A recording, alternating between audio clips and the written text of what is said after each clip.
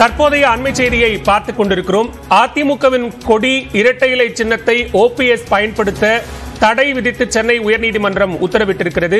ஏற்கனவே இந்த வழக்கில் இடைக்கால தடை விதித்து உத்தரவிட்டிருந்த நிலையில் தற்போது ஓபிஎஸ் இரட்டை இலை சின்னம் மற்றும் கொடி உள்ளிட்டவற்றை பயன்படுத்த தடை விதித்து நீதிமன்றம் உத்தரவிட்டிருக்கிறது.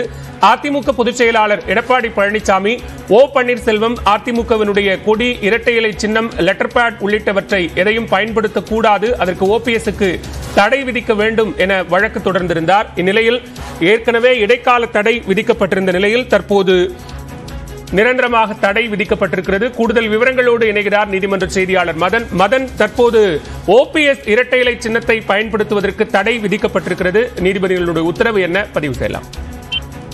இந்த வழக்கு தொடரப்பட்டதின் பின்னணியை பார்க்கும்போது ஏற்கனவே அதிமுகவின் அந்த பொதுக்குழு கூட்டம் கடந்த ஆண்டு நடைபெற்றது.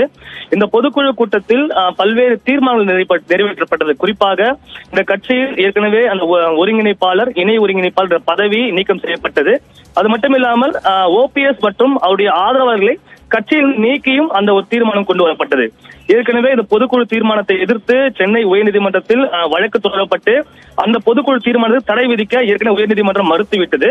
அதே போல உச்சநீதிமன்றத்திலும் இது மேல்முறையீட்டு வழக்கு விசாரிக்கப்பட்டு பொதுக்குழு தீர்மானம் செல்லும் என்ற ஒரு உத்தரவை ஏற்கனவே உச்சநீதிமன்றம் பிறப்பித்தது.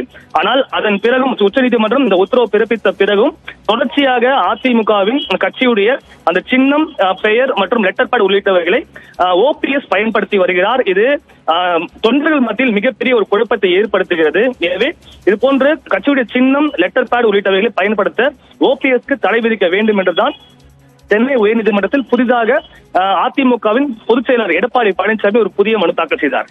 இந்த வழக்கு ஆரம்பத்தில் நீதிபதி சதீஷ்குமார் முன்பு விசாரணைக்கு வந்தது. அந்த வழக்கில் தொடர்ச்சியாக பதில் மனு தாக்கல் செய்ய ஓபிஎஸ் தரப்பிலிருந்து கால அவகாசம் கேட்கப்பட்டு வருது. முறையாக அந்த பதில் மனு தாக்கல் செய்யவில்லை. எனவே ஏற்கனவே அந்த கட்சியுடைய அந்த பெயர், சின்னம் உள்ளிட்டவர்களை பயன்படுத்த ஓபிஎஸ்க்கு ஒரு இடைக்கால தடை விதிக்கப்பட்டிருந்தது.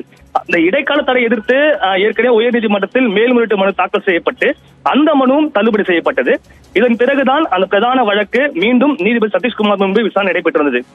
இந்த வழக்கை பார்க்கும்போது இபிஎஸ் தரப்பை பார்க்கும்போது ஏற்கனவே அந்த பொதுக்குழு கூட்டம் அந்த செல்லும் என்றும் தீர்மானம் செல்லும் என்றும் இவருடைய கட்சியை விட்டு நீக்கியதற்கு தவறு என்று எந்த ஒரு நீதிமன்றம் தெரிவிக்கவில்லை. எனவே தற்போதைய நிலையில் ஓபிஎஸ் கட்சி இல்லை. எனவே இவர் இந்த கட்சியுடைய அந்த பெயர், சின்னம் உள்ளிட்ட பயன்படுத்தக்கூடாது.